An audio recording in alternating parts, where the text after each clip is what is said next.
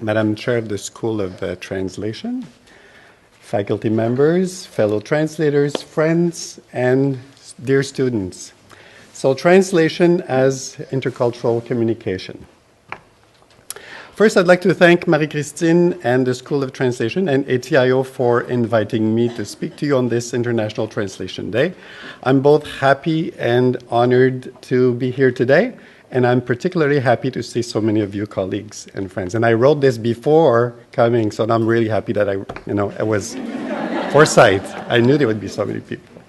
When Marie-Christine contacted me to see whether I would be able or interested in speaking to you today, she reminded me of the theme of this year's Translation Day and asked me if I would be able to talk on this topic. The conversation was taking place in French, no big surprise here. So she told me the theme was Le traducteur, vecteur de la communication interculturelle. So once we hung up the phone, I quickly looked at the FIT press release, and both English and French, because I'm a translator, I want to see if they do it right.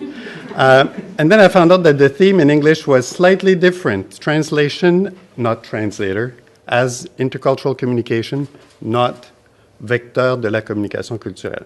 I thought it was interesting. I like to talk about translation. Of course, after all, I teach and I study translation for a living.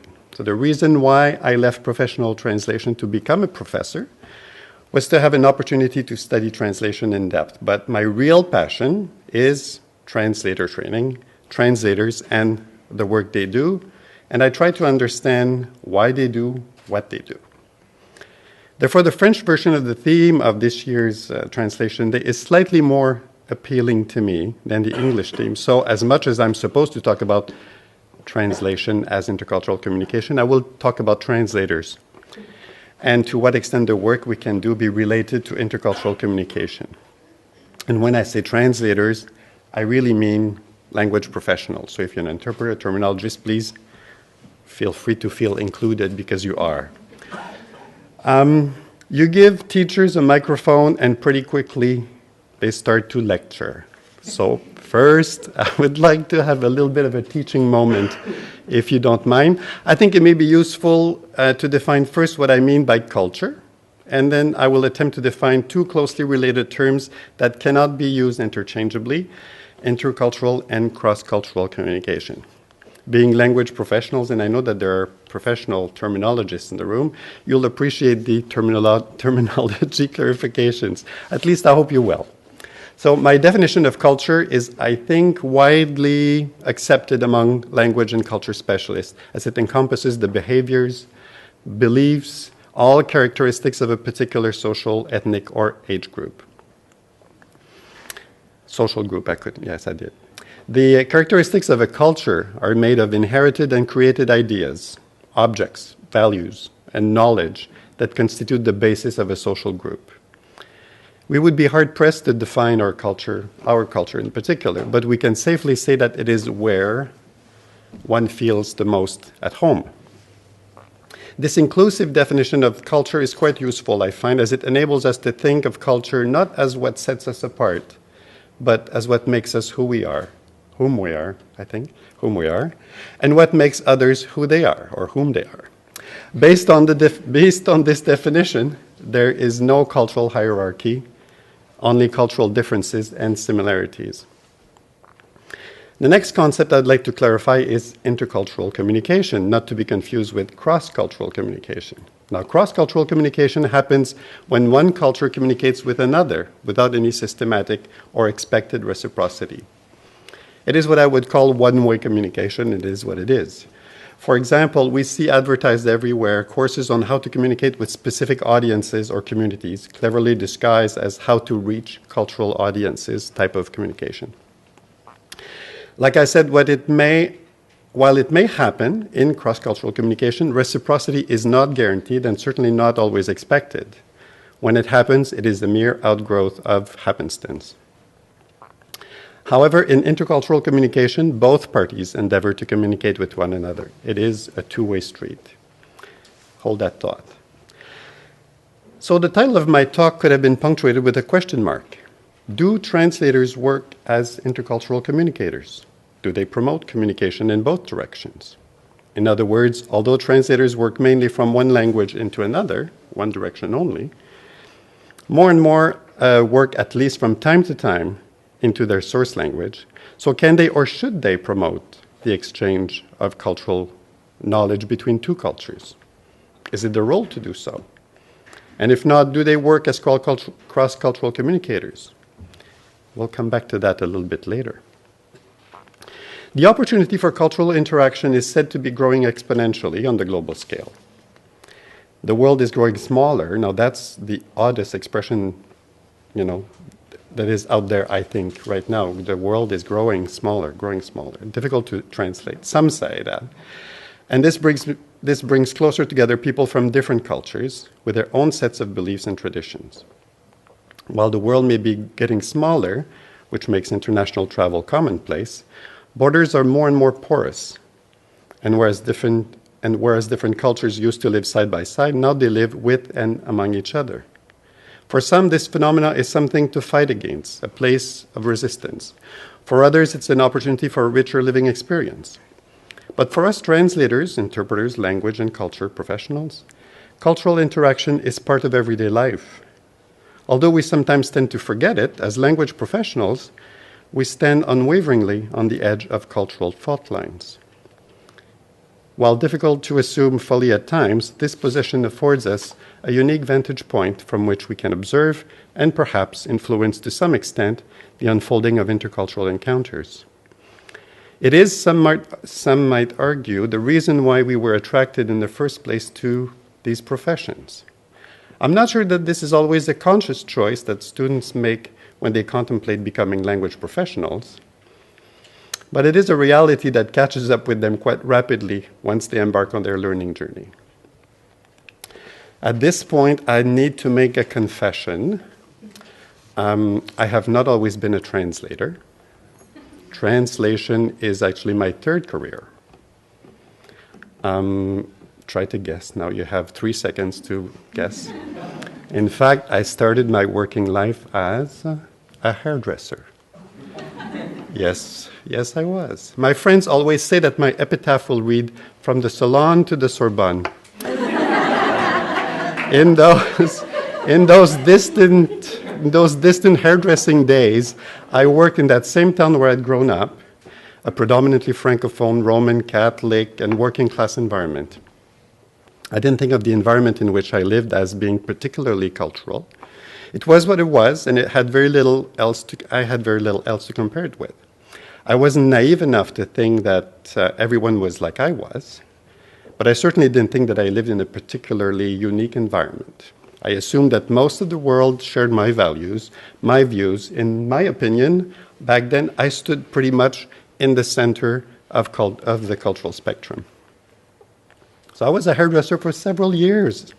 But after some time doing the same thing week after week in my small town, I decided to move to the big city, to Montreal.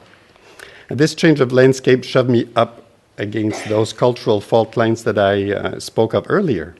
And this change not only made me aware of cultural differences in general, but most importantly, it made me aware of my own culture and how I was the product of that culture. Before then, I knew, at least in theory, that people were different, but never thought much about myself as being of a certain culture, that my beliefs, my behaviors, my tastes, my habits were the product of a particular environment that could be called a culture. At least I didn't think of it in those terms at the time. For example, I come from a family with a mother who had 18 siblings. 18. And I know, gasp from the audience. It's not common, but it certainly wasn't abnormal in the place and time in which I grew up. It was part of the culture. Like I said, hairdressing had lost of its appeal for me, and I began teaching hairdressing in the big city in Montreal to classes where 15 or 20 languages were spoken on a daily basis, both behind and on the hairdressing chairs. And it is there that I began to realize that if these fantastic people I was working with were the product of their culture, I too was the product of my own culture. It's also at that time that I realized that my culture, whether I liked it or not, had shaped whom I was and was shaping the way I was relating with others. This is what I would call my cultural awakening. and it was as bumpy as you might imagine. At one point, after a particularly trying day, I contemplated two alternatives: run back to the hills or stay and see what happened next. So the curiosity, got me, and that's what I did. Instead of making me want to retreat back to my hometown, this culture clash or shock made me increasingly curious about others. It made me want to discover how people lived, how people expressed their faith, how people interacted with their family members, and it is then that I learned about the Chinese resilience, the Cubans' resourcefulness, the Indians' joyfulness, the Portuguese' love of abundance, among other things. That made me want to travel, to seek differences in order to be more aware of whom I was. And at that time, I also realized, though, that I didn't need to go far to encounter otherness. It was right there in my classroom, in my neighborhood, in the food markets I loved to visit, and on my doorstep. I ventured to learn more about other cultures, and because of my ability to speak English finally by then, my curiosity about English Canada became more and more acute, and the more I learned about others, the more I wanted to share this newfound knowledge. And also I began to wonder why everyone didn't share my enthusiasm for otherness. You have to know that this was in the late 80s. Yes, I know I look younger than I am. A time when... No, I don't. A time when Anglophones and Francophones and Allophones were struggling to find a way to live side by side with one another in Quebec. Some would say, plus ça change. The political climate was polarizing, but I refused to be drawn in the debate. I felt most comfortable, I found, on the sideline, on the edge of these cultural fault lines. This reminded me of when I was a young child, a long time ago. I told you that my mother had 18 siblings, so now the shock value is gone. And much of my family's life evolved around family activities. So you can only imagine what a family gathering looked and sounded like in our house. About 30 adults, more children than you can count. The matriarch, my grandmother, standing in the middle of the house, conducting the family. Invariably, at some point after the meal, which involved several sittings to accommodate everyone, the house became divided into two worlds. Men in the living room, usually in front of the TV, but you must know, if you know French Canada, you must know that TV is a person, almost, is a member of the family, and it's always on and it talks. So TV is a proper name. Men in the living room with TV on, and women in the kitchen. Exactly. I still remember the relatively quiet conversations of men in the living room and the loud and boisterous discussions that took place in the kitchen among the clanking of countless dishes, pots, and pans being put away. Invariably, I ended up sitting in the staircase, which in my house was in the middle of the two.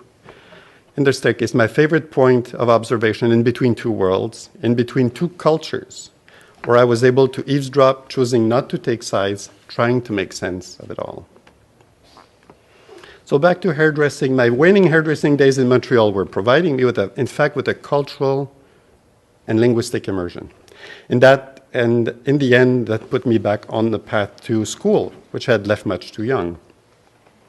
Translation was going to be my new craft, I had decided, and I was sure of that. I remember sitting in my first class upon enrolling in the BA in translation at the Université de Montréal. Introduction to English Linguistics was the course. I was excited, like I can't tell you, but most of all nervous, as I didn't know if I'd made the right choice. The professor began to speak, and the rest is history. I was hooked, and I was in for the whole experience. Over the course of the next few years, I learned a great deal about grammar, spelling, stylistics, terminology, editing, etc. I heard much about translation and how it was supposed to be transparent. Translators were supposed to be transparent and visible, faithful, sometimes a necessary evil, and translation was an affair of 1,000 days back then. 1,000 words a day, sorry. Translators were to be meticulous, discreet, and objective. We were trained to think in terms of languages, rarely in terms of culture and contact. Nowadays, we talk about translators' subjectivity, translators as agents of change, subversive translation, etc. This is how much the profession and our thinking have evolved over the past 25 years. Our professions have evolved, and the world has changed, as I indicated earlier. The ability to work across cultures becomes increasingly essential to all professions, in fact. Just look at any job advertisement and you will notice that most of these require the ideal candidate to be able to work in a cross-cultural, multicultural, intercultural environment. Cultural knowledge is no longer the exclusive domain of language professionals. Everyone must have some cross-cultural sensitivity, awareness, or knowledge. Knowledge, awareness, sensitivity. Yes, knowledge. As language professionals, we certainly have linguistic knowledge, but we have also a great deal of cultural knowledge and a great deal of cultural skills. We know how to use language knowledge, but in reality, do we use our cultural knowledge? And if and when we do so, do we use it for cross-cultural or intercultural communication? Intercultural communication plays an increasingly important role in Canada given the multicultural nature of the national fabric.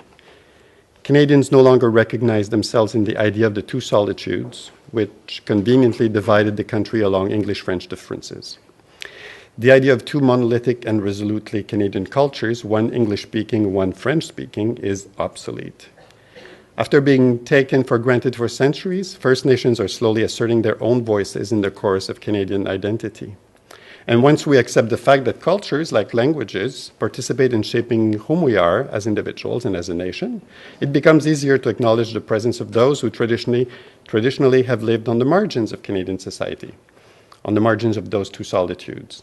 First Nations, like I said already, but also new Canadians, women, queers, the differently able, etc. But we all know that. We all know about cultural diversity, or at least we think that we do. That drive that brought us to take an interest in other cultures when we decided to become language professionals, that hunger for new landscapes, that thirst for new ideas, did we keep it alive? Did we? That impulse to help people communicate and share views, do we still feel it? Do we? But what does this have to do with translators, you might say? Translation and, of course, intercultural communication require a certain mindset, a purpose to our intervention on discourse, a purpose that might have been there, that may still be there, or that may be dormant. If we want to be intercultural communicators, we need to be mindful of our role and of what is required of us to achieve this important role. And this role is more important now than ever. But why is it that we have to think about intercultural communication now? Why is it important at this point? Can't we just translate? Can't we just translate? The kind of mindless translating that an online translation software can do on its own? Sure. But is it what we want to do? Will this enable us to demonstrate our true value as communication professionals? In my view, and I'm sure I'm not the only one, I hope I'm not the only one, an intercultural communicator is someone who is able to interact effectively with culturally different individuals in culturally diverse contexts. As translators, as professionals who are working constantly at the junction of cultures, where cultures meet by virtue of a need to communicate between one another, if only in one direction, the ability to communicate interculturally becomes an essential skill, something no machine will ever be able to do. This competence, however, cannot be summarized as a series of do's and don'ts or be explained with an algorithm. Intercultural communication requires a more strategic approach, a contextualized approach, and context cannot be explained to a machine. It requires intercultural knowledge, skills, and strategies. I will give you an example. Those of you who know me know that for a few years I lived and worked as a translator in Yukon, in Whitehorse to be precise. Whitehorse is a city of 20,000 people, and because it is the capital of Yukon, there's an unnatural number of specialists of all kinds. And because these specialists are in fact rare in Whitehorse, specialists very quickly become local experts. For example, you've amassed a wide collection of angel figurines. Well, you are now the angel lady, and you may be invited by the CBC to talk about angels. You're a film buff, and you like to go to films. You like to see films. How about being a film critic for the local newspaper? Well, I was one of the very few local experts on translation, and the only one who had ever taken classes in interpreting. That did not make me an interpreter by a long shot, but in Whitehorse, I most certainly was the interpreting expert. In that capacity, I was called upon by the government of Yukon to train First Nations court interpreters. And one of the first challenges, and there were many, trust me, one of the first challenges was not to teach interpreting techniques, but instead to work on terminology. Most of the 8 Yukon First Nation languages lacked the basic terminology of criminal and common law, which was not really a surprise, as our government had very successfully and effectively and systematically worked towards eliminating First Nations languages and cultures. But with the help of the few remaining fluent elders and a handful of dedicated young speakers, we developed terms in the languages for guilty, weapon, witness, testimony, etc.